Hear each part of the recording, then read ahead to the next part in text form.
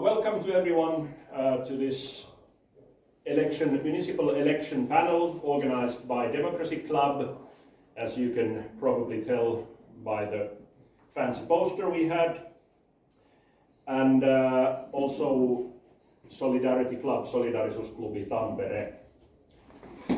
As far as we know, this is the only English speaking panel, and we did ask people from individuals from 6 different parties, and 4 managed to respond in time and come. So just briefly on the nature of Democracy Club and Solidarity Club. Both of the clubs are independent from each other. They represent the 4th sector, so it's just a group of individuals with shared values, progressive values that is, but they are non-committed to any political organization or party. And everyone interested and fitting the values is welcome to come and join organizing the Democracy Clubs and Solidarity Clubs. So without further ado, Amandeep Singh, please take the stage. Thank you, Ville. Good evening, everyone, and welcome to the municipal election panel, Tampere 2025. My name is Amandeep Singh, and I will be moderating today's panel. And here we have representatives from different political parties, and I would invite you to introduce yourself, your name, your political party, and maybe your candidate number if you are in the elections. So maybe we start from this side. Please take the mics. One for the... Yes. Yeah. Maybe one for us. Hello everybody, nice to see you here. I'm Johanna Roihuvuo, representing the Greens today, and my candidate number is 358. We just received the numbers today. Good afternoon, everybody. My name is Aleksi Tammi. I am a member of the Tampere Social Democratic Party, and my candidate number for voting is 87.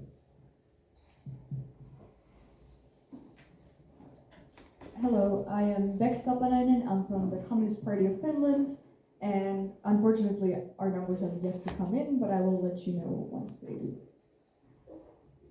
Hello everyone, my name is Sari Skinnari and I'm from Left Alliance, and I'm sorry I need to check these papers because this is my uncomfortable job very much. Okay. And my number was 5, 3 and 7. Okay, thank you to all. This whole discussion would be divided in different parts. So first would be a general overview. This would be your opportunity to share your political party's different views, and then we would venture more into different topics, safety, economy, etc., etc. So, and there would be some yes/no questions, and there would be some of the questions possibility to elaborate more on your answer. So we start with the first section, general overview, and I start from that corner. What are the main themes and plans for the candidates' party for the upcoming elections? And this should be a very brief answer. The Left Alliance stands for a fair, equal and sustainable city. Our main priorities include investing in education, ensuring social security and promoting a green transition. We believe that quality education should be accessible to all, public service must be protected, and no one should be left behind due to economic hardship. Thank you. Next. Well, very shortly put, I would say accessibility. That means many things. It means public transport, it means intersectionality and checking in on the people most disadvantaged. It means healthcare, it means support for sobriety, but yeah, very, very shortly, accessibility and I'd say empathy for me personally. Okay, thank you. Next. So, the Social Democratic Party of Tampere has pointed out its main priorities in order to create a fairer and more functional city for its peoples. That requires more work, more safety and security from a different matters, so ever, as well as one of the particular themes is more functional and more sustainable Tampere, creating the greener options and investing in the public transporting. Then there's also the educational part, mostly creating more sophisticated education system for the children and the youngs on the second grade schooling system. All in all, what we are planning to create here is more endurable, more sustainable city. Thank you. Next, Greens. 5 main themes, but I'll be quick. First of them is nature and battling the climate crisis. Second is good quality education for everybody. Third is human rights and justice, equality related to that. Fourth is fair economy and employment. And fifth is culture and free time activities. Okay, thank you. So next question is related to environment. The environmental catastrophe is one of the most pressing issue, and it's a matter of survival as well. How should the city act in trying to minimize the ongoing environmental disruption? Let's start with the Greens. Yeah, actually there's quite many plans on how the city should act, but I would want to raise one topic that is taking these commitments seriously, because there's a lot of papers and a lot of documents and strategies about what we need to do, but then when people make decisions, they somehow are not related to the climate crisis. Their thought of train doesn't go there. Like, we should take care that in every decision we make, we take into account the climate crisis and what the current decision means and what are the consequences for our planet. Then of course we have many concrete measures like clean energy and economy and whatnot, but I can let the other panelists continue. Would you like me to repeat the question? Not necessary. Okay. First of all, I want to say that mostly parts I do agree with the Greens here. Those were very good points to take measures on. And for us social democrats, the matter is protecting more natural forests, creating more sustainable and everlasting methods of building that don't need repairing for every 30 years or so. And as you were saying, the focus and efficiency with the more greener, more cleaner energy sources is one of the matter ways to create a countermeasures against the economical catastrophe. Yes, there are very good points given, and I won't bother repeating the previous comments, but I think a few things. One is food, whether that's food given at schools or just in general, the access to food. We can move towards more plant-based and also local food. That's very important. And city planning is also huge to try and make more accessible, whether it's like public transport or for people to be able to walk or bike if they can. Okay. Sorry, from the left alliance. Next. Thank you. I think Tampere must lead example in fighting climate change. We need stronger investment in public transport, clean energy and sustainable urban planning. The city should set ambitious ambitious emission reduction targets, increase green spaces, and promote circular economy solutions. We must also ensure that sustainability measures are socially just, so that the costs do not fall on the most vulnerable person. Thank you. Thank you. At the same time, let's keep in mind what are the actual powers of the candidates in the municipality. What are the areas they actually have possibility, how the areas of the municipality is used, building, or is it kept reserved for forestation or reforestation, not necessarily causing more old forest, new forest, depending on what is the actual situation, and then what the central government is pitching in or not.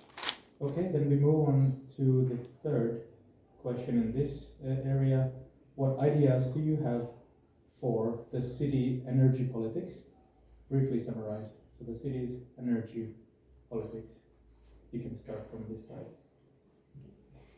Yeah, well, to be brief, we need to use less energy, and the energy we use, it needs to be cleaner and more sustainable.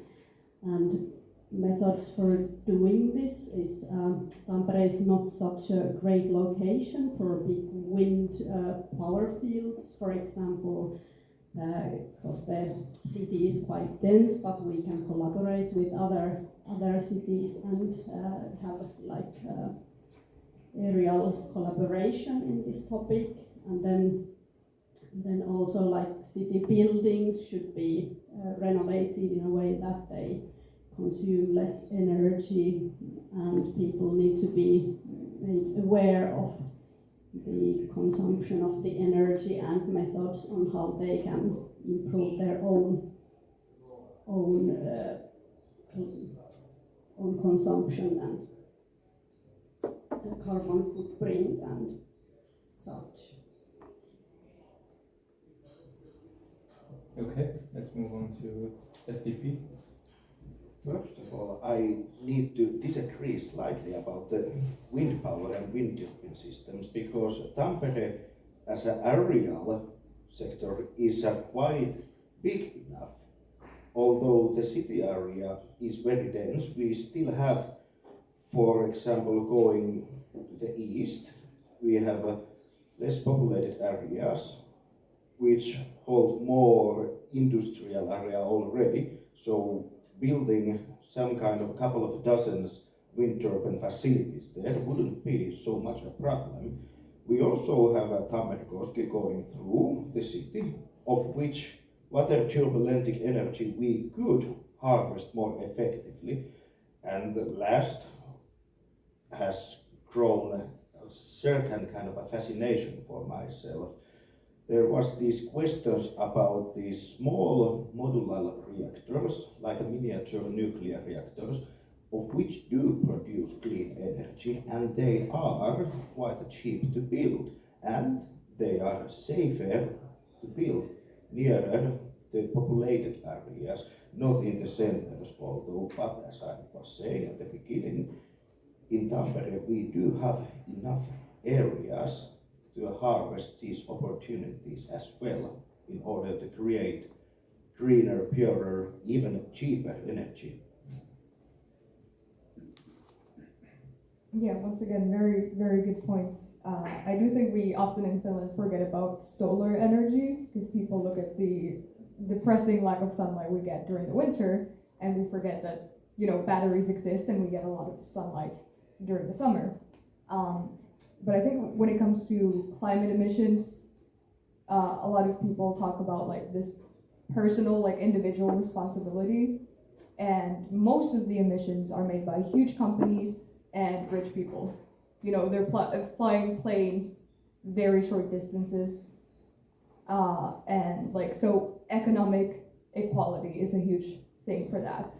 Like, we can bring up the poorest people a bit more so that they have access to, you know, housing and food, and the rich people would have less money to be flying their private jet everywhere.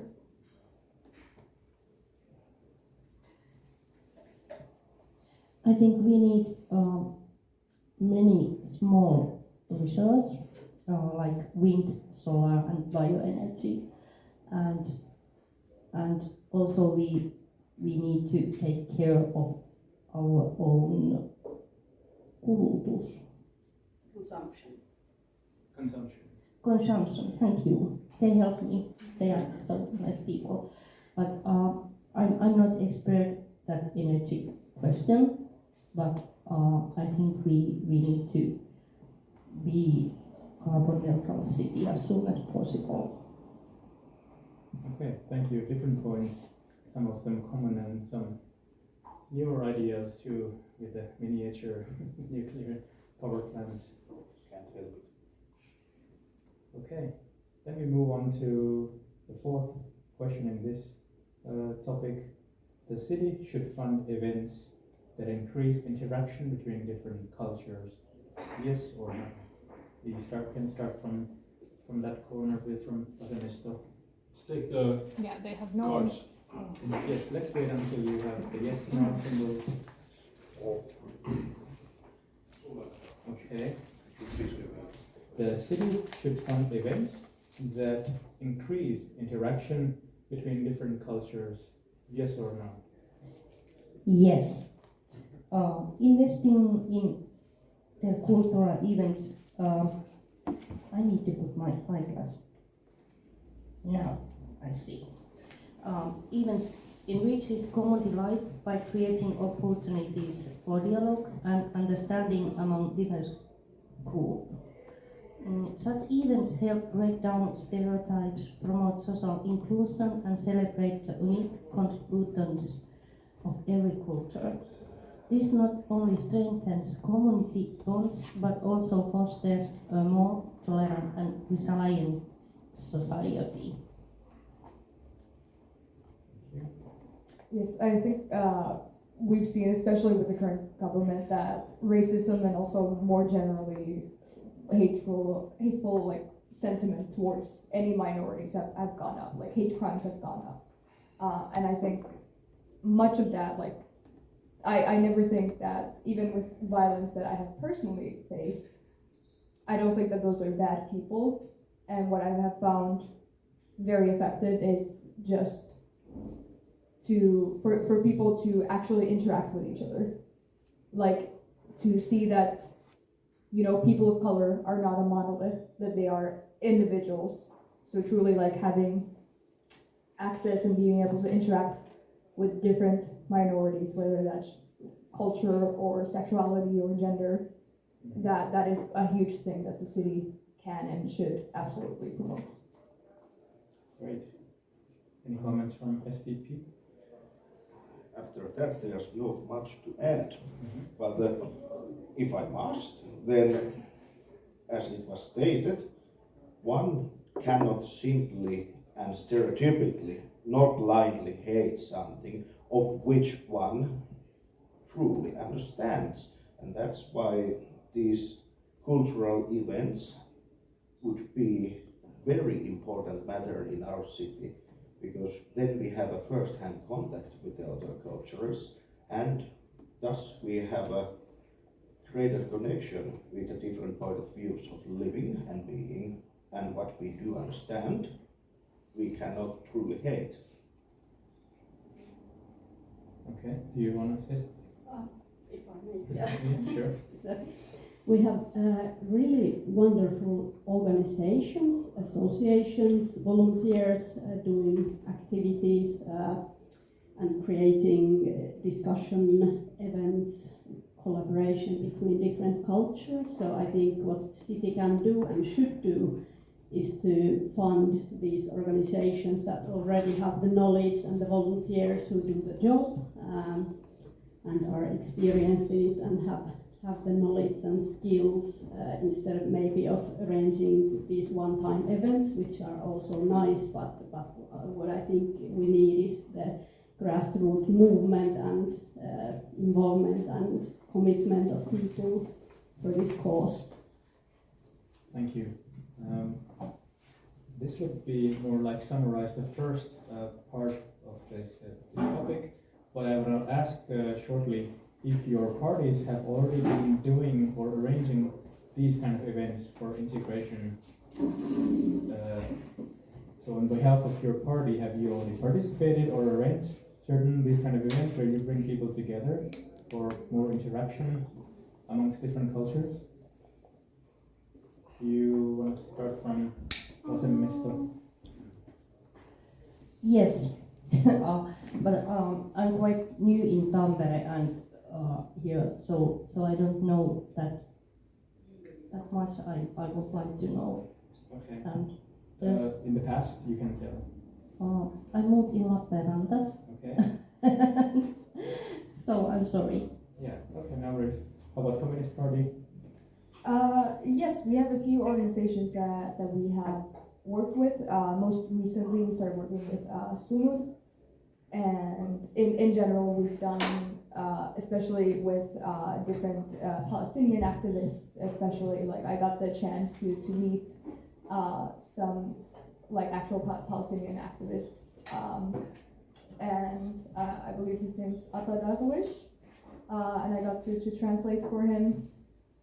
And yeah, we've done panels and educational events about like how to combat racism and stuff like that, and that's very much something we want to keep doing, and we're always open to work together with different people and different organizations. Okay. Perfect.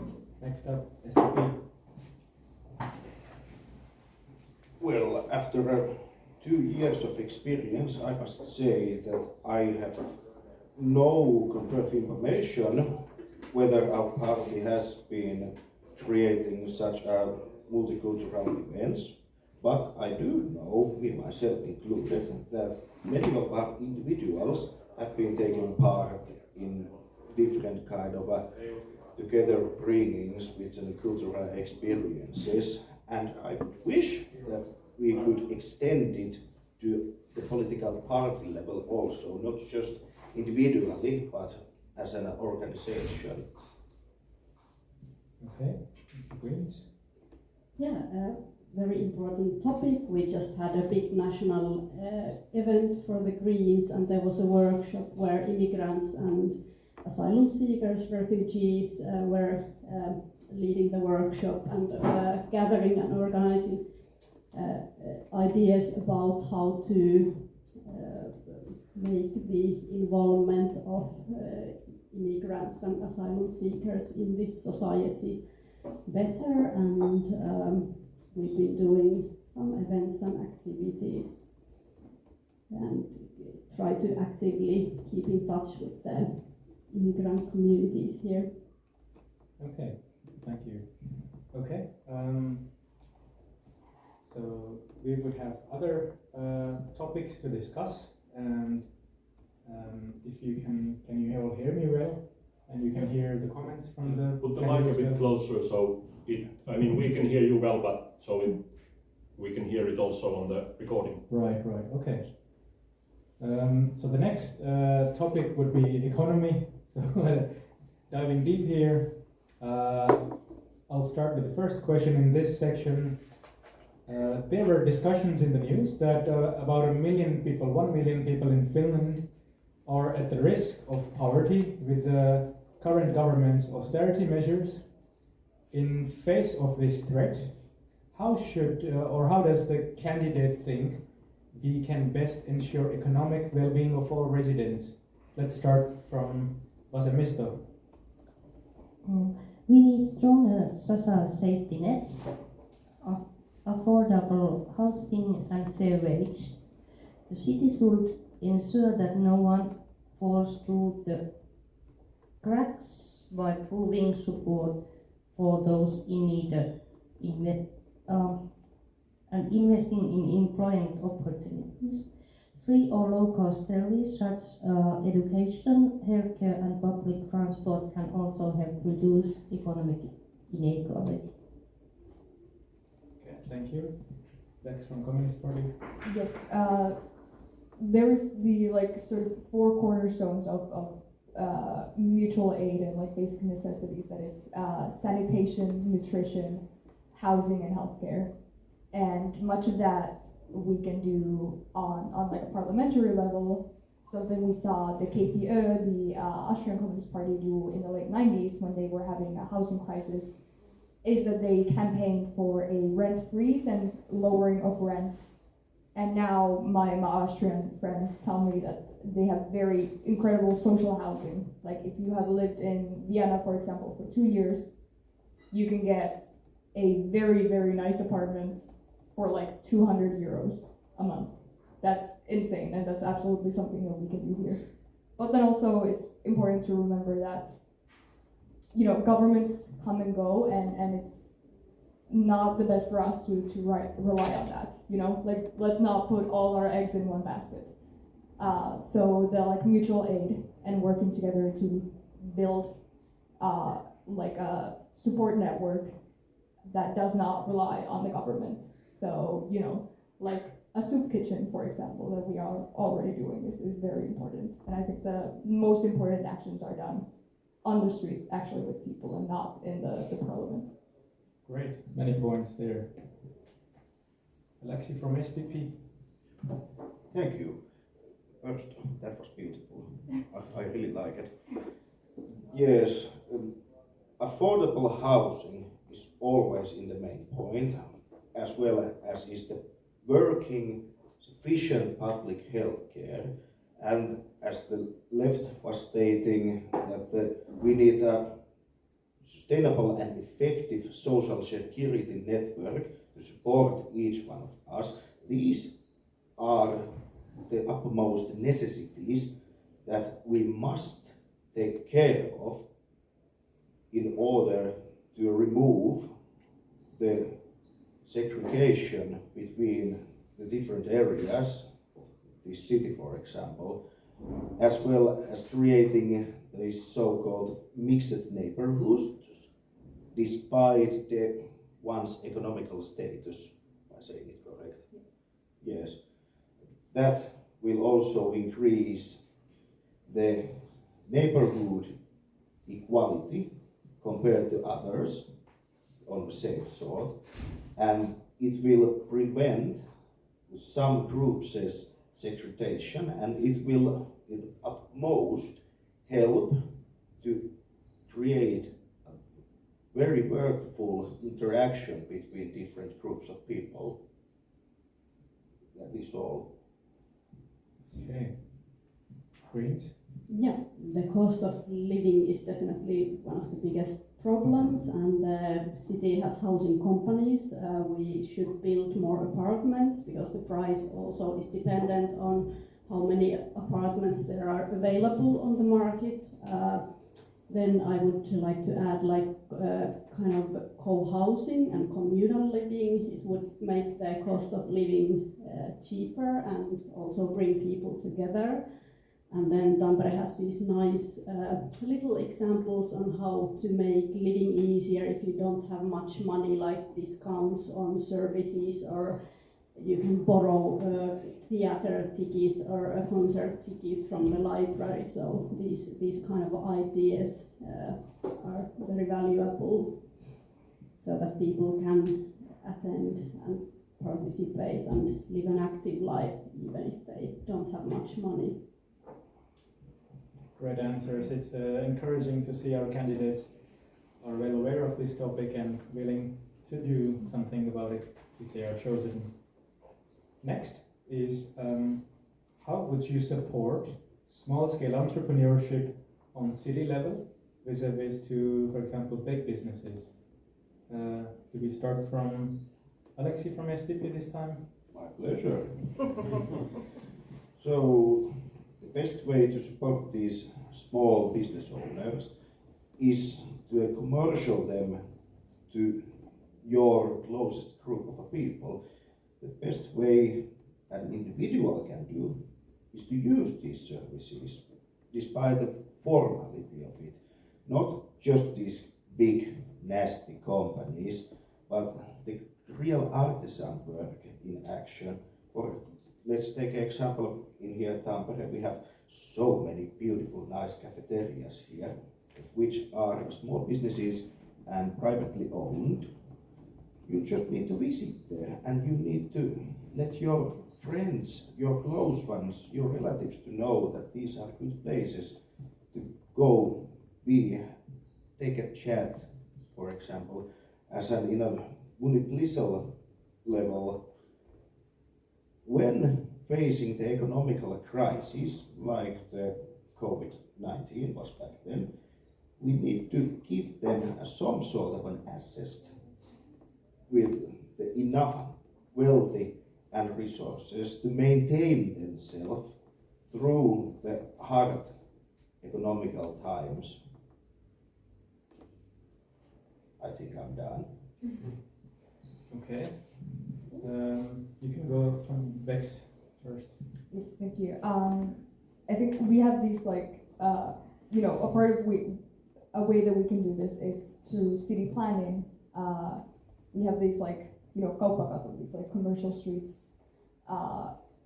streets with big businesses, and the amount of times that you see again and again the same stores. There's K-market, S-market, those you see those again and again, and we know not only do they have such a monopoly that they can raise the prices of food, even though they don't have to. It's just because they can. And something that I've seen done in other countries, forgive me, I don't remember exactly what the countries are, that they fully banned chains on these big streets, so that they have full, beautiful streets with only local small businesses, and that's absolutely something that we should, at the very least, try. Okay. Government's control on price gouging on, for example, grocery stores and others. Okay. I'll repeat just the question again for the audience to remember. How would you support small-scale entrepreneurship on city level? I understand that on an individual level we can visit more often, buy local farmers markets, but this is on behalf of the city. How would you support small-scale entrepreneurship on city level? Thank you. You can go now. I think city should offer more affordable spaces for small business, cut unnecessary red tape and bureaucracy, and provide financial support such as grants or low interest loans. Priority in public procurement should be given to local business rather than large corporations. Okay. Let's hear it from the Greens next. Yeah, the city is purchasing a lot of services and material equipment from businesses, and it makes a huge difference if these purchases are made from big business or from local providers. So what we could do is when city buys something, they should because now they sometimes make this huge request of who would be able to provide them some service or material, and then only the big businesses can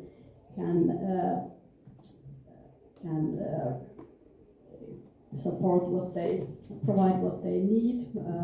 So the city should split these into smaller requests. Sorry, I'm tackling with words here, but I don't know if you understand what I mean. But whenever the city buys something, they should buy in smaller parts, so that also the small businesses have an opportunity to provide their services, and then we could give space. There's markets and all kinds of space where local businesses could sell their products more often. And also the startup house is a nice example. The city could gather people and entrepreneurs, sole traders together so that they can exchange ideas, and yeah, these I had in mind. Thank you. Good suggestions from all the candidates, and many times it's not just the financial support they need, but also cutting the red tape, bureaucracy sometimes. Many things are, of course, in, let's say, from an international perspective in Finnish or Swedish. Now things have changed so much in the last 10 years, perhaps more information available in English with Business Finland and others. And there's Business Tampere, so many possibilities. But at the same time, someone who can help to start, for example, a business, when you don't have to worry about every step of the way what you have to do, things can move quite fast, and people have good entrepreneurial skills here. Okay, then we move to the next question. What do the candidates plan to do to attract skilled workers from abroad and integrate them, as well as their spouses and children in Finland? And we go from Left Alliance first.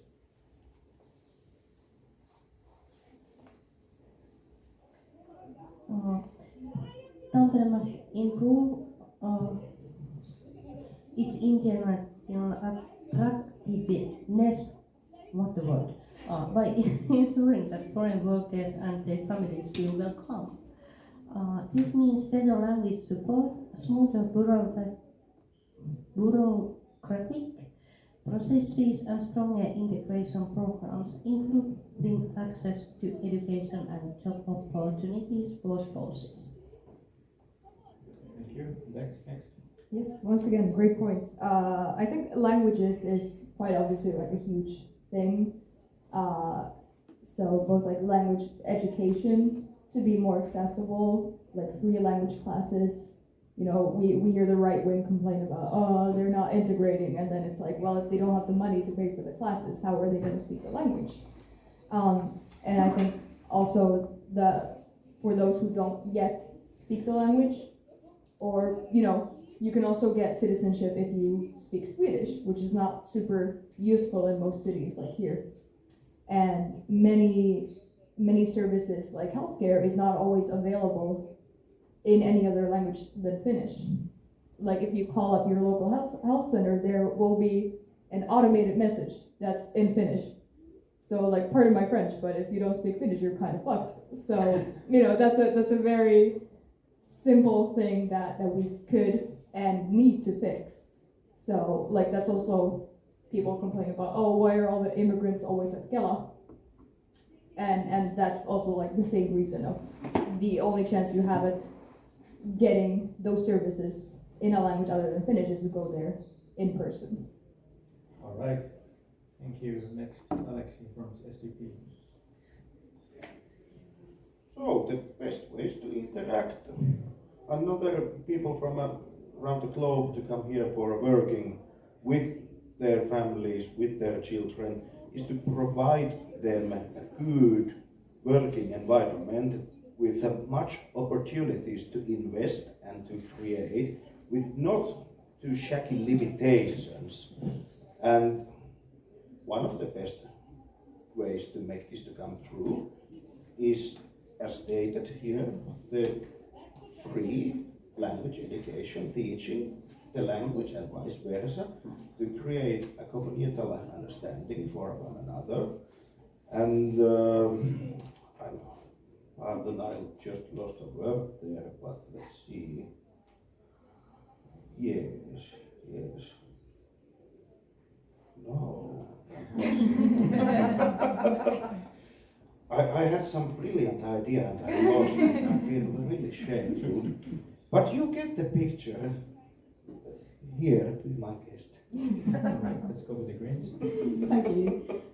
Well, before attracting people here, it's good to remember that we already have many immigrants who have a lot of talent, a lot of skills, and we should take care that these skills are given an opportunity and put into use. But if we think about attracting more people here, collaboration with the university is important. University brings exchange students, international researchers, they bring new ideas, maybe found new companies. Then one important thing is, of course, services for the family members, like English daycare, English schools. And then what makes the city more attractive is, of course, the job opportunities. Surprisingly, many Finnish companies don't have an English-speaking section at all, or a culture. So even if the international companies who have side offices in the States might function completely in Finnish here in Finland. So this is also something that needs to change, like the city could help the companies with growing international and changing their culture and practices so that it would be easier for English-speaking people or immigrants to get a job in these companies and be part of the company culture. Good points from Johanna as well. That's true. There are immigrants who have families here, who have spouses. With many of them difficult to find a job. And what do you do then if it's difficult? And where do you meet the locals? Same for children. If they're already in their teens, they have been in many English-speaking schools around the world. Is there a school nearby them where they can go in English to study in English? Perhaps in Uusimaa area in Helsinki. How about in Pirkanmaa? Is it everywhere, all corners of this region, that it's possible to get school education in English? At the same time, there are immigrants here who are, in a way, they have a much bigger circle around the world, people they know. So things that happen to them here are a way of getting people or showing Finland as an attractive destination or not. So depending on that, we cannot change the weather. It's depressing in this time. But we can change the society, the culture, the integration part. Okay, then we move on to the next topic. We would have a few yes/no questions. Only some of them we would have time to elaborate, but then we want to have quick yes/no first. We can start from the Greens this time. For the sake of environment, societal resilience and food safety, we must support local production also in our own city. Yes or no? Okay, everybody is yes. Then maybe I come back to you when we have to elaborate. So these ones I want to have it quick. The municipality must primarily purchase services from companies it owns. Yes or no? Okay, all candidates say yes. Do you support the idea of communal taxation right on capital? Okay, we have an agreement here. We must abandon the idea of continuous economic growth on a finite planet. Okay. The Greens are you sure? Was it here and there or? It's complicated. Okay, it's exactly your party's point. Finite planet, continuous economic growth. Alexi, would you want to share some comments on this? About the economical growth. Yeah, we must abandon the idea of continuous economic growth on a finite planet. It is only a natural option to abandon such ideology, for when we have a planet sustainable only for a matter of its own limits, so we cannot use the resources any more than there is for us to give, and thus we need to switch from the ever-growing economical status to self-sustainable ways of being and living. Already we have been spent as a nation our own annual sector of resources, and for every year the whole planet overuses its resources for approximately 2.5 Earths. This can't go on. It will cause inevitably an extinction level event, and we are about to cause it and we are about to witness it. We must find ways for more sustainable and more sparing way of living. Okay, yes. Johanna, you mentioned it's a bit more complex issue, and perhaps Alexei explained some of those. You wanna elaborate? Yeah. Yes. Yeah, we definitely can't go on like this, that's for sure. Everybody knows it. What is a more interesting question is how do we stop growth? I mean, if people want to do more, they want to learn, they want to experiment new things, they want to mine whatever is on the ground, how do you stop it? And that's not as easy as it sounds. I think we need to figure out a new economy model that is not so based on the limited resources we have on this planet, and at the same time we need to work within the current system that is heavily based on these and heavily based on the current financial system to make that more sustainable before we get to the whatever the final utopia or like final goal is. So yeah, that's about it, I guess. Okay. This is actually a very fundamental thing to question about the economic system. Päivää. Ihanaa sydämenkova. Mä tulin sitä katsomaan.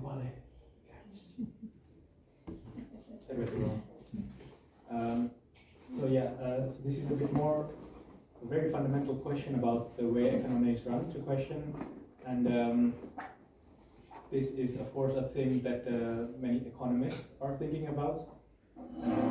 There is a part of economics that is called Marxist economics. If you want to share any comments, very shortly. I mean, yeah, we're basically, it's just about like the economy and the society should not be motivated by money, but by the needs of the people. But there's a good in between there to get like slightly closer to something like that is to look up degrowth, which is something that's been supported more and more and by both economists and like climate activists.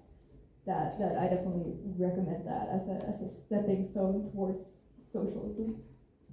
All right. Any comments from left or? I think they said that it's a very, very big and difficult question, so... Okay, great. It's a hard concept. It is. Okay, then one final question on the topic of economy. In situation where the interests of city employees and city as employer collide, would you more likely take the side of the employees? Yes or no? Okay, we are having an agreement that our potential candidates are all in the favor of employees. Okay, then we can move on to the next topic. The next topic is equality in living areas. This is also first one is a general, bit more you can explain it, and then we will go to yes/no questions. So we could start from Bex. How would the candidate ensure there are equal rights to services and living standards in more remote or rural areas of the city? So the topic is equality in living areas. I mean, I think that there's a lot of things in that. I do think we have to start with the people being able to meet their basic needs. And there's a lot that we can do with that. Like one of them being like free public transport and also just generally improving our public transport when there are areas that are like more populated, but then they don't have a lot of services. Like where my sister lives on the far side of the city, it's just housing, and then there's like a K market that's like 2 kilometers away. So better public transport would benefit, but then wherever there's space to have the like a health center and third spaces as well nearby. But I think something that's been very important to me is to actually listen to the people. That I live in a more populated area with decent services, but then I still like it's important to me to not just say what I think, but actually listen to the needs of the people around us, and that's important to do in every area, and to not just campaign and be like vote for me, but to simply just be a person and just go like, hello, this is my name, how can I help you? Okay, let's give it to Left Alliance.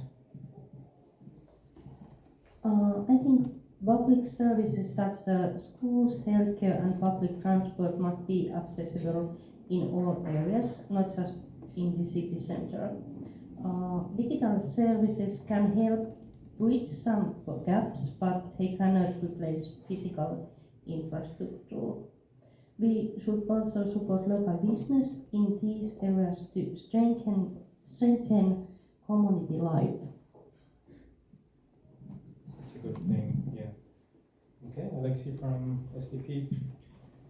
Well, once again, the public transportation and the schooling system, as said, and the public health care, these are the necessities that must be sustainable even in the rural areas. Once again, the magic word is sustainable. Another magic word in here is fairness.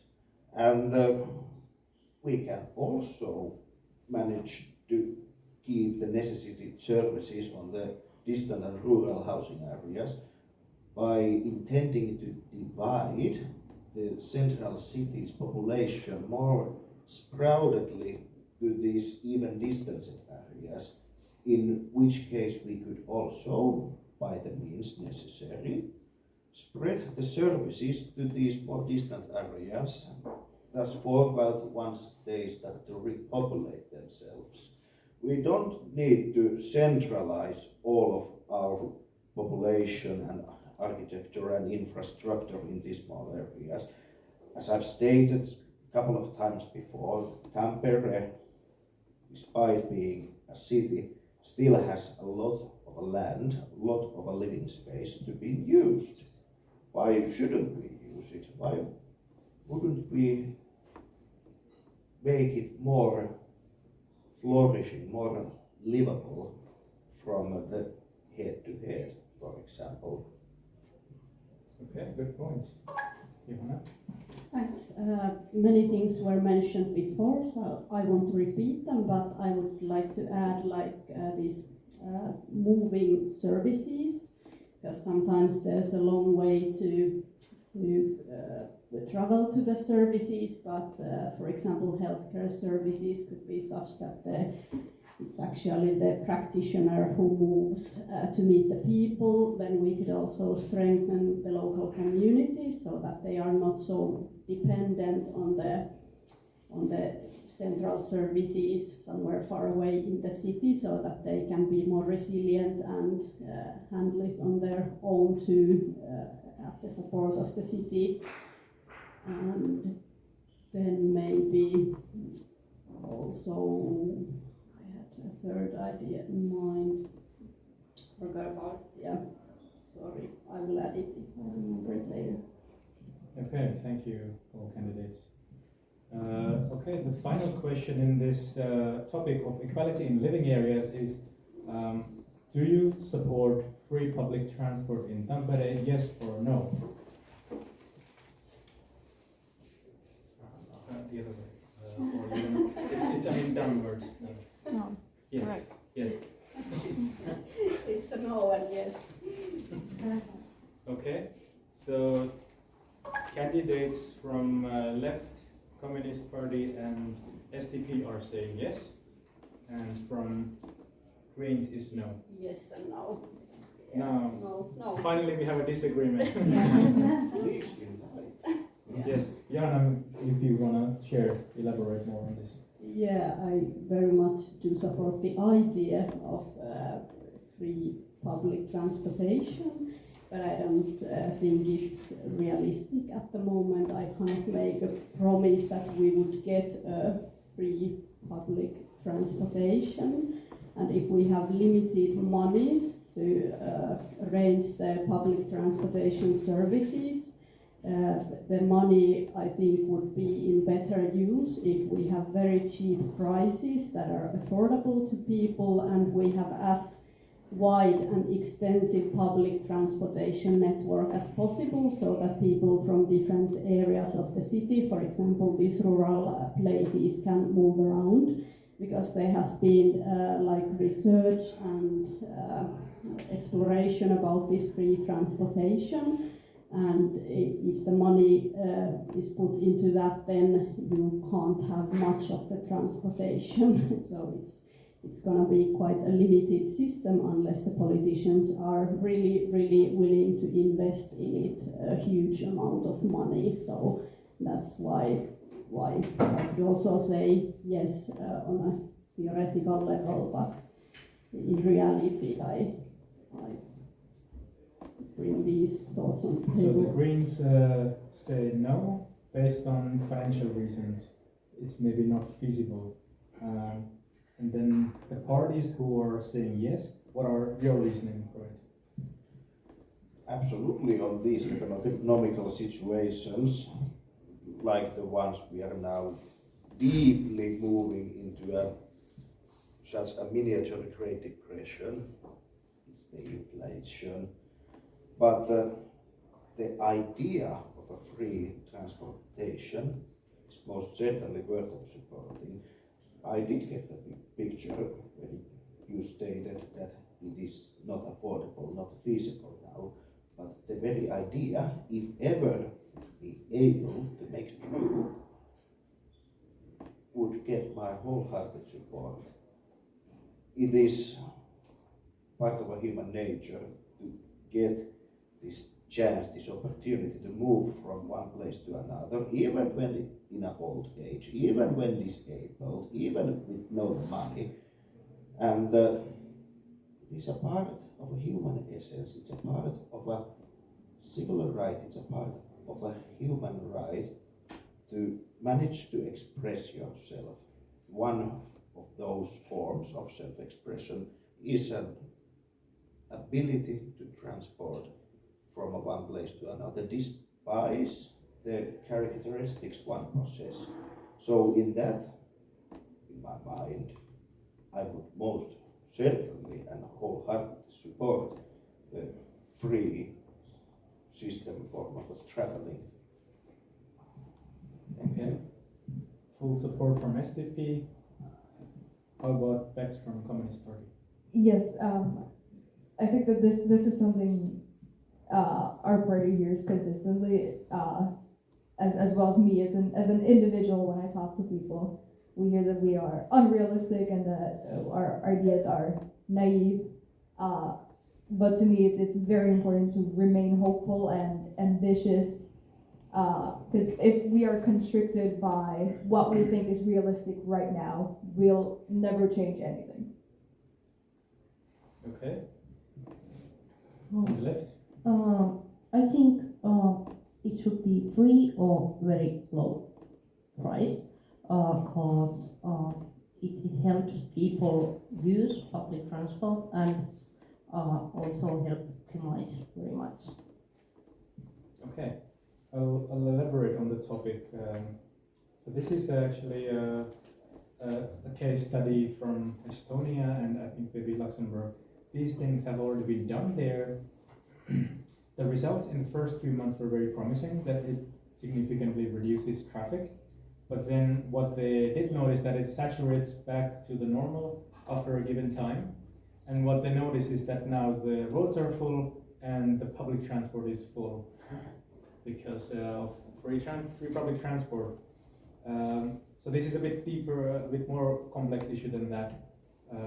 What some cities have done, for example in London, you make dedicated lanes for taxis, public transport buses, other larger means of travel where more than 1 or 2 people travel in a car. Dedicated bicycle lanes, for example. So if we want to learn from those case studies, and this is and let's say smaller pricing for, let's say, 1 or 2 hour ticket, or let's say, for example, Helsinki has 2-day ticket, 3-day ticket. Tampere doesn't have those. It's either 1 day or then I think perhaps 1 month. So nothing in between here. I think we can do better than that in the city too. It has also been tried in Finland already, in Kaarina for 6 months. It just ended in February. Okay. So we have a local case study as well. You want to elaborate? How did it go? Maybe Yeah, shortly. I literally just heard this last week from a comrade who is originally from Kaarina, that it was tried free public transport in the city of Kaarina for 6 months. We've yet to hear much of the results, unfortunately, but we'll definitely keep an eye on that. Okay, that sounds good. All right, then we will move to the next topic. The next topic is safety. Let's start with the question where you have chance to elaborate your views, and then in the end we would again have some yes/no questions. The first question is anti-immigrant sentiment and far-right politics have gained ground globally in USA, Germany, and elsewhere. How does the candidates plan to ensure that this development can be stopped in Tampere? Let's start from the Vasemmistoliitto, Left Alliance, Sari. Thank you. We must actively oppose racism and discrimination in all forms. Tampere should promote inclusive policies, invest in education that fosters critical thinking, and ensure that all residents feel safe and welcome. Stronger measures against hate speech and discrimination are necessary, and we must work to build dialogue and understanding between communities. Thank you. Lex? Yeah, like we said before, like things like integration are very important. I think education is also a huge thing. The more educated the people are in general, the less susceptible we are to propaganda. And that is what this is. It is the propaganda, these decision makers in the government making racist comments, making homophobic comments. That is propaganda that is way easier to believe if you are not educated and you don't actually know people personally. So it's definitely both of those things. Critical thinking and education and integration. Very, very old ideas, but still very much work. Thank you. Alexi from SDP. Same old. So we need to process ourselves for the more civilized, more sophisticated education. As we know, these racist and xenophobic attitudes in our nation, they take their root from our parents. So we as an adult and our parents before us are the cause of the fear of the unknown, fear of the immigrant system.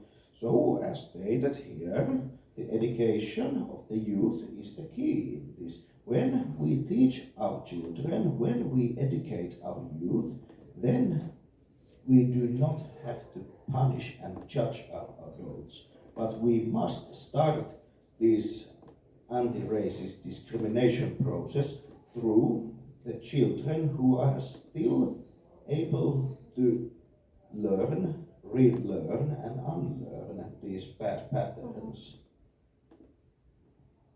Okay, thank you. Johanna from Queens. Thanks. Education is really important. As said, there are also other underlying reasons and why people become interested in these ideologies.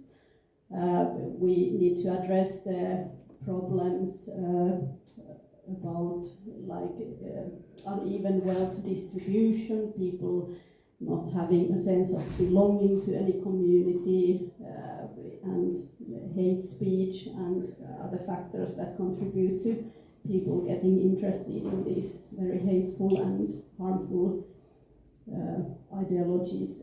Then what we also can do is that we can and we need to be prepared. Our society is prepared to face like war and pandemics. We should also be prepared to face the rise of far right and also forces that try to undermine the democracy that we have. So we need to have a plan for that, a risk management plan, so that when the Nazis show up, people are not like, well, what are we gonna do with these guys? So yes, we need to be prepared. Thank you. I think this is also a very complex issue. A person can be very well educated, perhaps one of the top billionaires in the world, and still have these kind of support for far-right politics. So the children, they spend some hours morning and evening with their parents. They spend a lot of time in the school, and then they have a lot of screen time watching the phone. So there they get all kinds of disinfo, whatever propaganda is ongoing. So in a way, consistently being bombarded by some kind of information and being stuck purposely or not by the algorithms of different softwares. I understand that is not the city politics to decide on that, but those are also the pressing issues that make sure that these things continue and how some of these far-right politics gains more ground. You wanna comment? Yes, one quick comment. Charlie Chaplin, back in his days, said that times like this, more than machinery, we need humanity, and more than cleverness, we need kindness. That should do the trick. Very well said. Comes to mind when we are playing, sometimes we are not able to do the right trick when playing some sports, and they say hyvä ajatus, huono totuus. So we gotta make sure that the actual implementation is good too for such a thought. Let's hope so. Is it possible to add one free rider question? Very shortly. Very related to this topic. Okay, there are children, youth, people who face racism, they face difficult situations. What do you think as a municipality person in the decision-making power, what should the city do that these people get support, assistance, help, that they are heard? Any random small idea? Like school or kindergarten, youth services, library, help, anything. I think when you do hold any sort of office, that gets you a lot of visibility. You are like sort of on a stage, and the people's eyes and ears are on you. So it is very important to consistently speak up, because we have seen the opposite of that from our current government in the country, which is that they have a platform, and what they do is they have racist ideas, homophobic ideas, transphobic ideas that they're consistently talking about.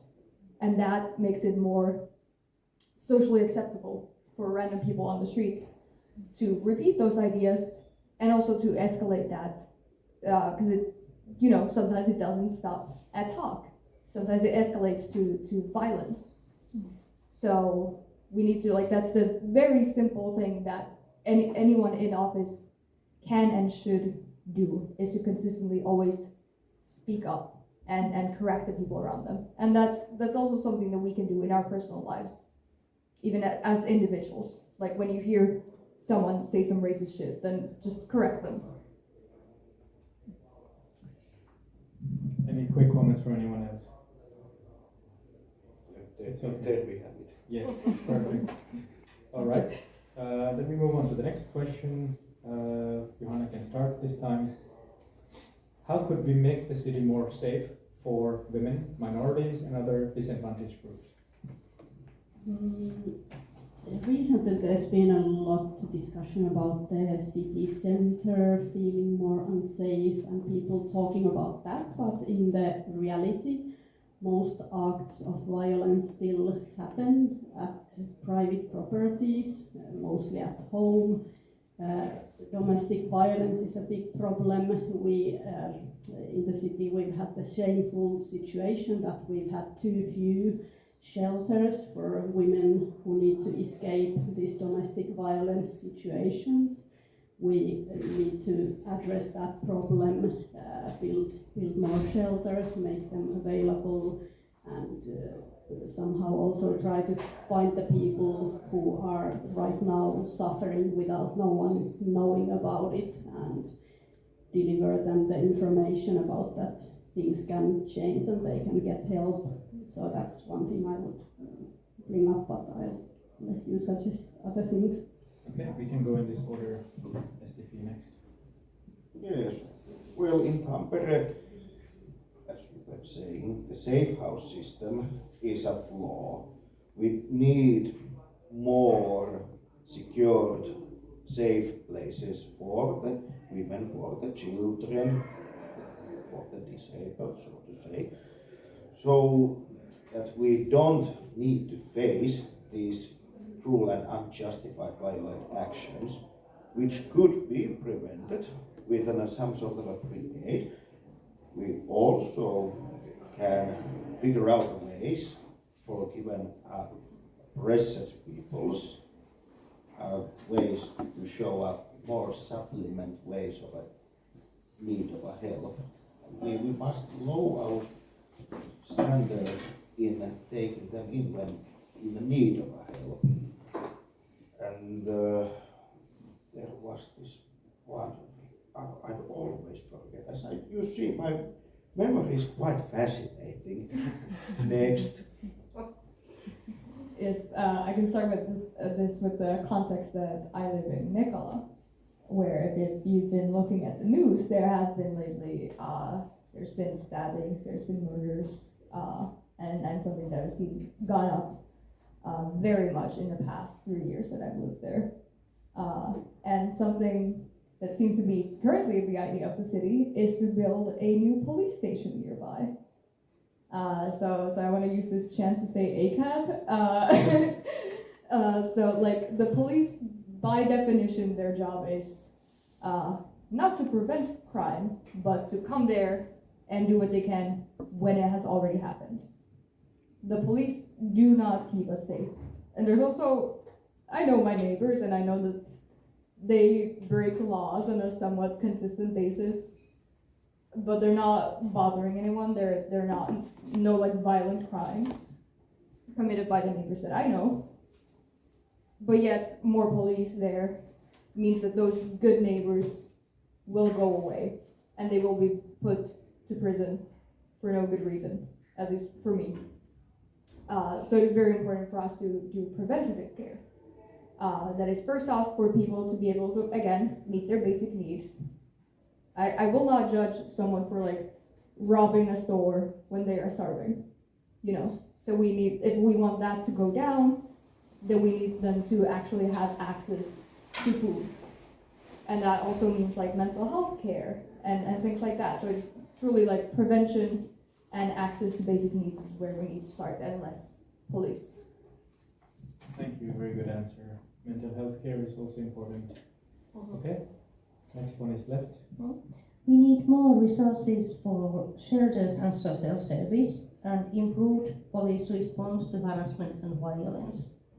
And city must take a proactive role in tackling discrimination both in public spaces and in workplaces. And in education plays a key role in changing attitudes and fostering a more inclusive society. Thank you, Sir. Next up, we would go to more yes/no questions. So take your yes, no, yes. Right. Who has the mic? All right, you can start. Well, you don't need this in this case, unless we want to elaborate, and in some cases we do.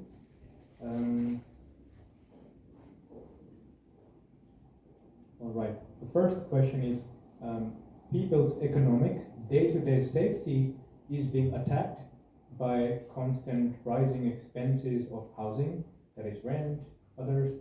The city should provide answers to stop this development, yes or no? All candidates say yes. Short comments if somebody has microphone to, sorry.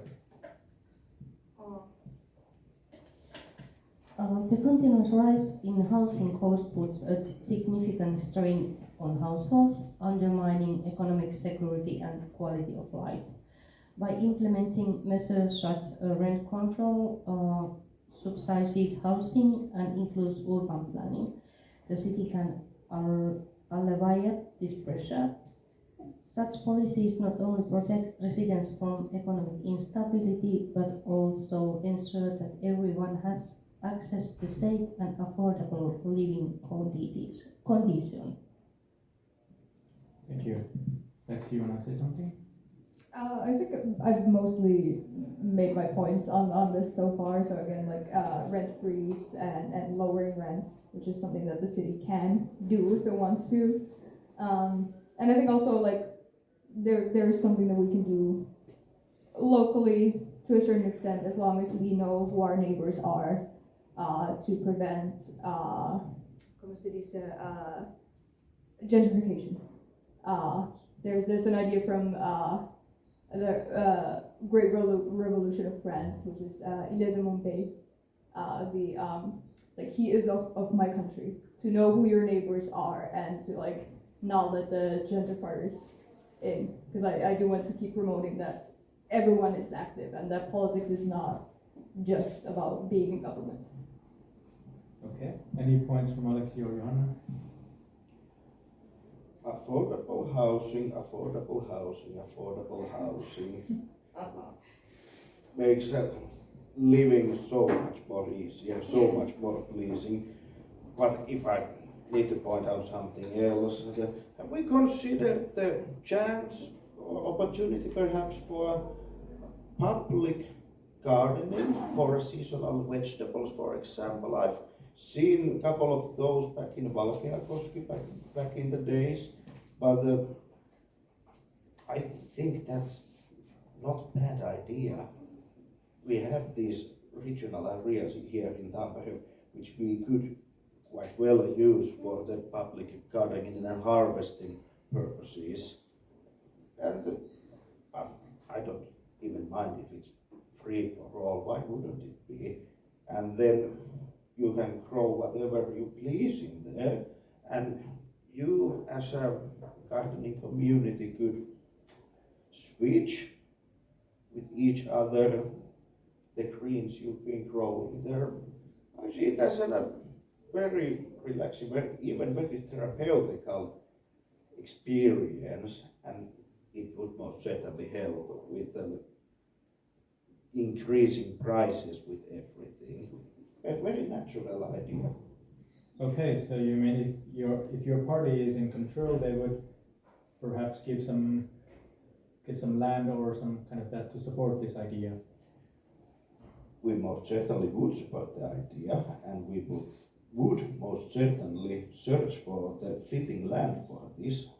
And it's a one-time cost actually, just creating a fit environment for the gardening and harvesting and growing your greens. And after that, all you need to do is once in a spring to bring the couple of tons of dirt to be then used when needed. But I think it's very good idea, and It is. and I do believe that party would agree with me. I read it somewhere. Growing your own food is an act of resistance. Excellent. All right. Quick comments from Johanna as well. I already mentioned a few things about the price of living, like city building more apartments and communal housing. What I could add is that we have surprisingly many empty apartments here in Tampere and in many cities, because people who own them have enough of wealth that they don't need to sell them immediately when they get empty, for example, when an older relative dies. And then also we are living in such a material society that the flats are full of furniture and full of stuff, which makes it very difficult to empty it and get it into the use of someone who would actually need to live there. I don't know the solution to this problem, but I want to address it, that we have ourselves created a problem where we have empty flats and we have people in need of them, but no match found. I think this is where the fourth sector comes into play. There are plenty of people who would be, if this kind of information is available, who would like to volunteer for this. So interacting with your constituency where you are elected from, in a way, it can be very helpful. All right, next question. There can be no cuts made to services provided for the disabled, yes or no? Okay, all candidates agree there should not be any cuts made to services provided for the disabled. Surveillance society has gone too far, and we must do our utmost to stop it in Tampere, yes or no?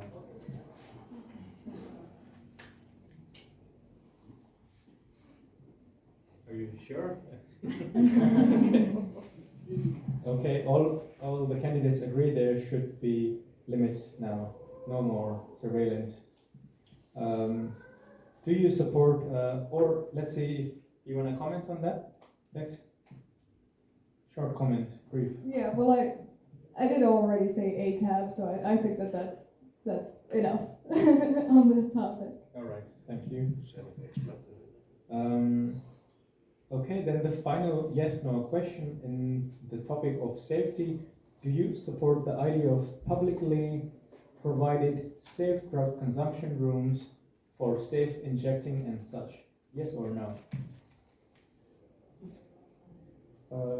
All candidates, that is from Vasemmistoliitto, the Left Alliance, Communist Party of Finland, SDP, and the Greens, agree that there should be publicly provided safe drug consumption rooms for self-injecting. Then we go on to the final topic. And this is more related to you as candidates as well as your parties. So here you would have a chance to explain. Are you active in a non-governmental organization, NGO, unions, or cooperatives, in fourth sector activism, or other such democratic grassroots activism? And to which direction would you wish to expand your activities? Let's start from the Greens. Yeah, personally I've been taking part in the home accommodation network, which is providing refugees, or actually asylum seekers, a local place where to live. We are finding local people who would volunteer to host an asylum seeker, and then asylum seekers who do not wish, or for whom it is difficult to live in the reception centers, for example, because of their sexual orientation or something. And then we networking these people and bringing them together. Then I've been volunteering on the crisis helpline. Is that what it's called? Like the number you can call anytime if you have suicidal thoughts and need help for that. And then I live in a co-housing community. We are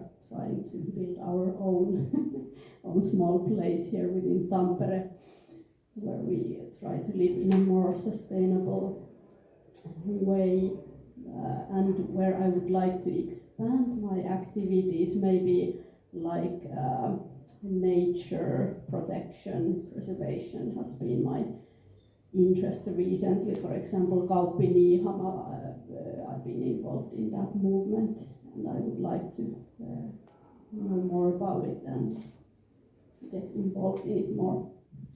Great to hear that, Alexi. Let's hear from you.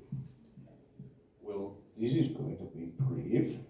So I'm not quite active in any non-governmental project, but I'm very content and I'm very easygoing, although I do appreciate my free time and I really do enjoy my peace. However, like with Ville here, we have been doing occasionally something together, but I'm not quite active. Committed, yes, but active, no. Back in the home, we used to have this community project every year, which I still anticipate, though it's not so democratic as one may think. And I'm thinking that I just might keep the things the way they are now.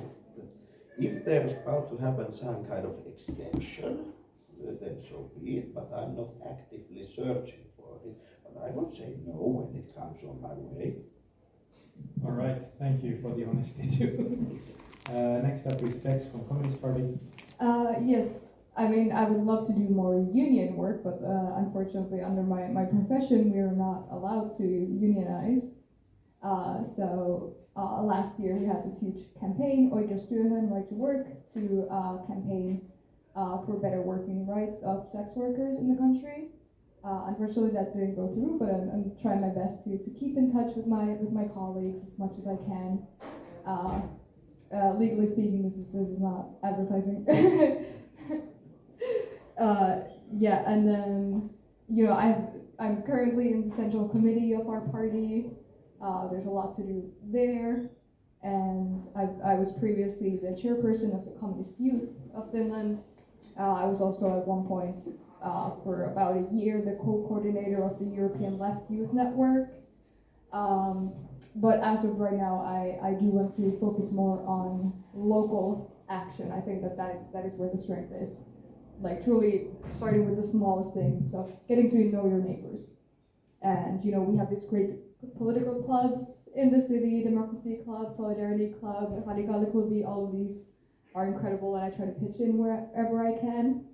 And truly the soup kitchen that we have been doing now, which is, the next one is tomorrow at Aleksanterin at 4:30, and that is my baby. That is like a huge priority for me to keep that going. Thank you, that sounds amazing. Okay, starting from left alliance. Yes, I have served the chairperson of Arsuke from 22, 23 and 24. Arsuke is an association for kink, fetish and BDSM oriented people. And at the moment I continue association secretary and training coordinator. And during my time as chairperson, I established operating principles that ensure a safe environment for everyone participating in our activities. And Arsuke is also part of a human rights network within the Pirhas NGO cooperative group. Alongside Arsuke ry, the network includes esimerkiksi ry Pro Tukipiste, ry Transfeminiinit ry, and Positiiviset ry. And as the future community educator, I will be graduated next May.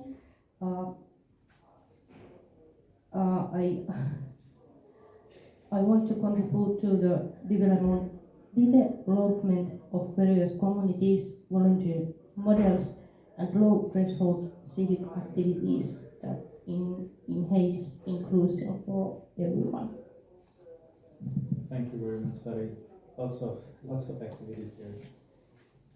All right, then we move on to the final question of the panel discussion. After that, we would open it to the audience for any questions. All right.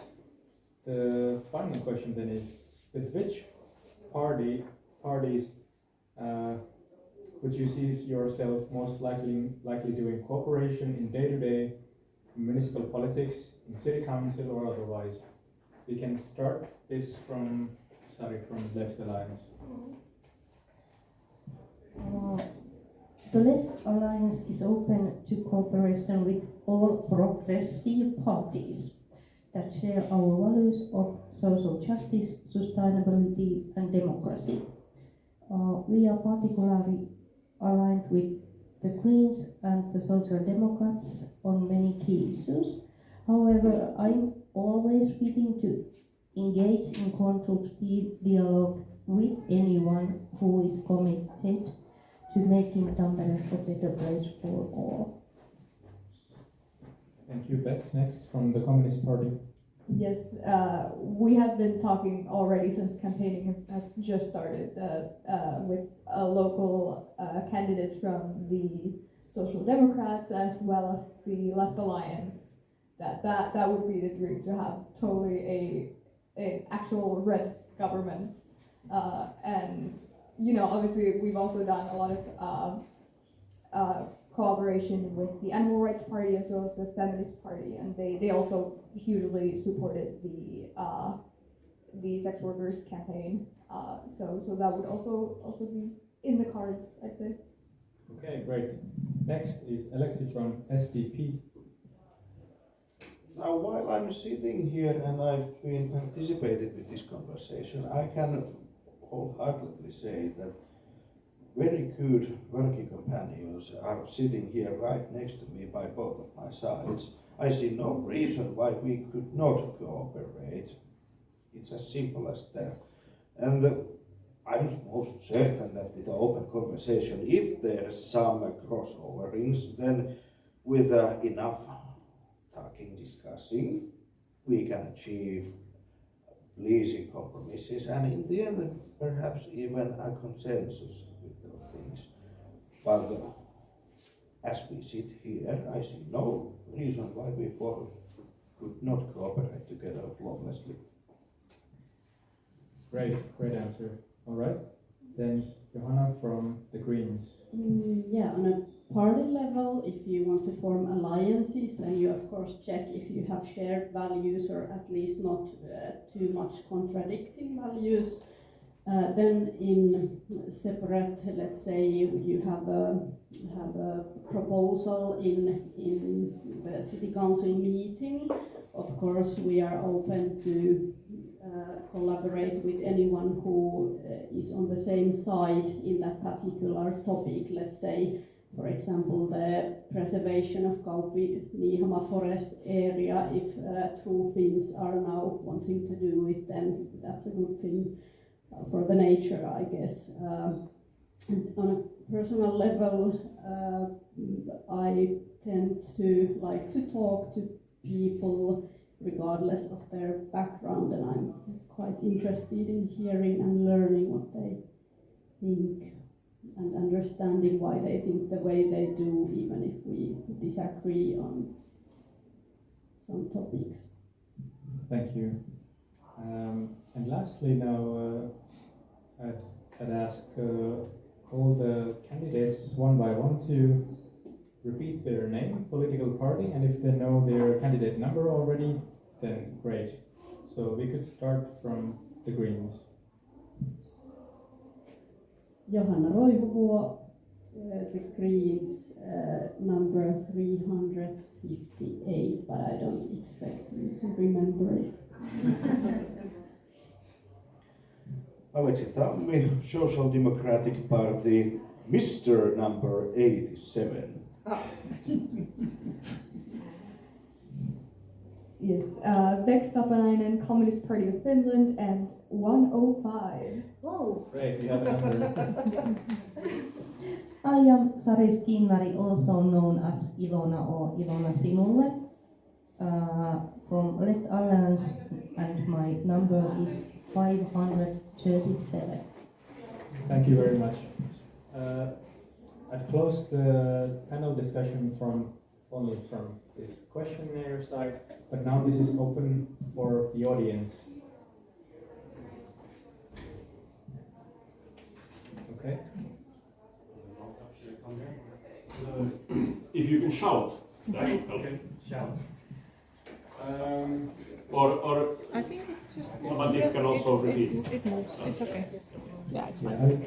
Hi, Maarten Lozig from the Netherlands, moderator. One question was about the cultural events. There was a question about should the municipality organize cultural events and would that prevent xenophobia and hate crimes? Well, I think the candidate from the Greens made a good point that the municipality doesn't need to organize it. They are being organized. You can support them, be it financially or promotion. However, I think that those people who are guilty of hate crimes or are xenophobic, they won't come there. So how would these events actually do anything about that? Who would like to start? If everybody has a point, Johanna from the Greens can start. Yeah, I guess the events are not meant for the people who hate immigrants, but what they can do is like strengthen our values and our sense of being there for the cause. Like whenever you have a lot of people gathering together, talking about something, doing something, the action brings hope, it brings you courage, and it brings you motivation. So it's actually for us to keep fighting about this and to encourage each other to continue to work, I guess, and also to learn more.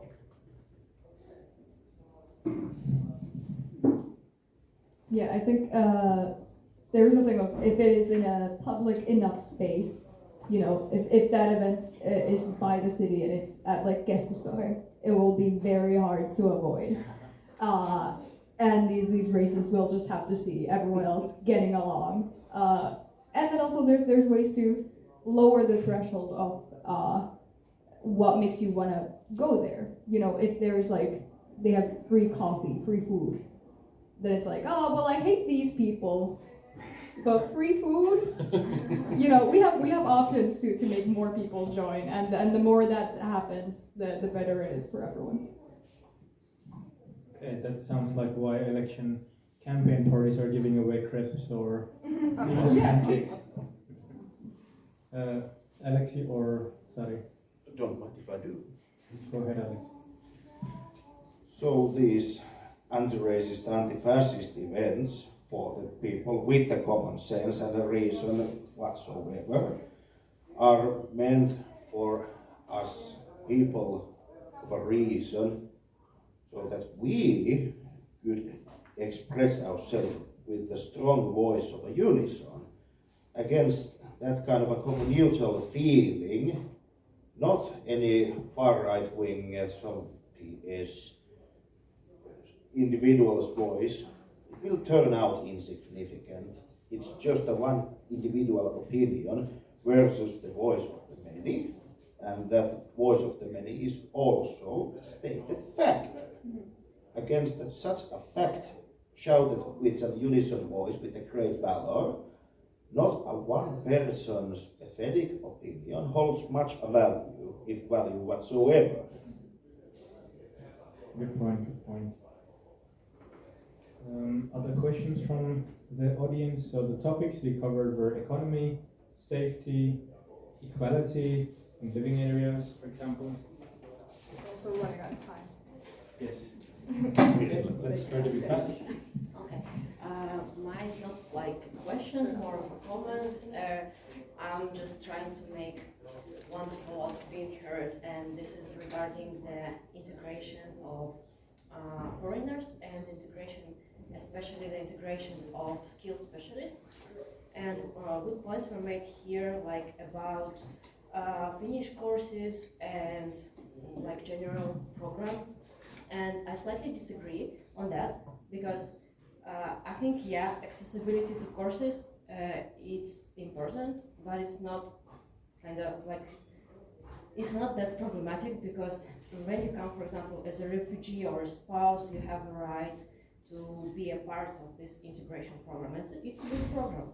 And if you, for example, work as a company, there are also many opportunities to participate in courses. There are also like relatively cheap courses offered by, for example, like in Tampere, Sampulan työväenopisto, and many other facilities. But I think the problem, and here the city can also do a great job that communicating, for example, with universities and like the companies, because maybe I'll give just examples because that will make my point more clear. I know many people who've been living here for like 10 years and they don't speak Finnish, but it's not like they didn't go to courses. They did lots of courses. They got citizenship. They speak like intermediate level, but the courses, they like help you to start the integration. It's not like courses get you integrated. And I think for native speakers, it's like something hard to understand, and I haven't yet heard maybe this thought being like popularized by political parties. And yeah, I will just maybe, sorry for taking too long, but I will give you example also, a couple of more examples. So why does this happen?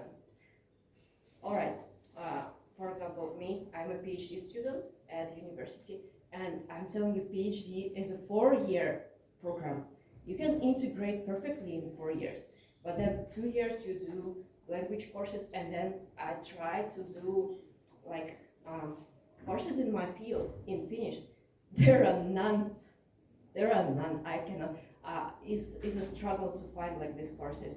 You reach to like study consular. You do tremendous job just for you to be more integrated. But at the end, I was so happy to find one courses in my field in Finnish, and should have been started like a couple of weeks ago, cancelled because not enough people enrolled.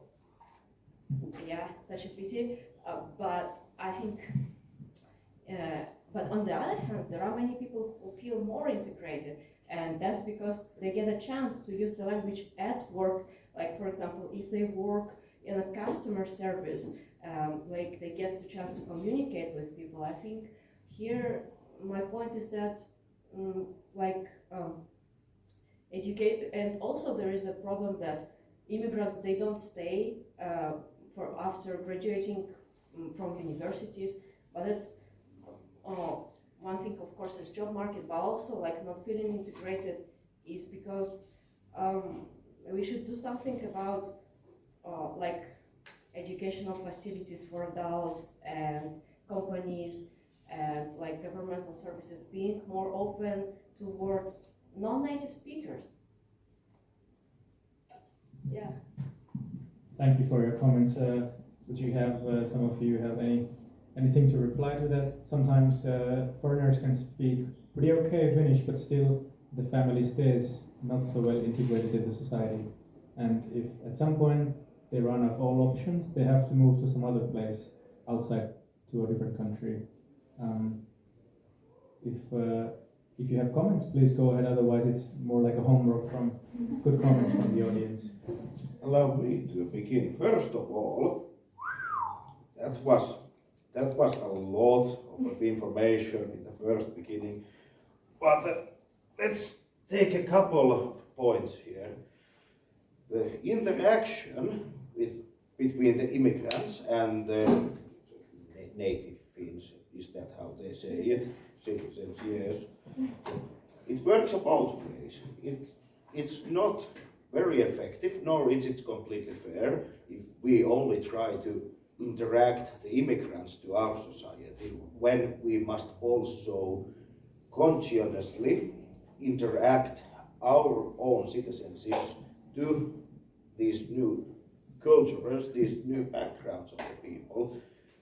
It must work both ways. And what comes to learning the Finnish, we all, I suppose, know that the Finnish language as a Finno-Ugric language is one of the world's most hardest language to learn. And this shows that people, no matter where from the globe they oriented from here, we have very unique ways and capabilities of learning, and the normal education system is based on the average. It doesn't consider the top 1 or the last 10% of those capable of learning. This, included with one of the world's most hardest languages, makes the interaction act quite difficult, not impossible, but it takes a lot more effort. For example, some Indo-European language interaction. Just stating a couple of these points here. Thank you. We are out of time now, so I'd like to thank everybody for joining, and thank you to the candidates who came on such short notice too. And the event is recorded and it will be published online, and I invite you and your friends and others who would like to view this later, so that would be also possible. I think if you would like to remember the names, and I think information should be available online. Parties have social media channels, so I'm sure you can find these candidates online too. Thank you very much everybody for joining. Have a good evening.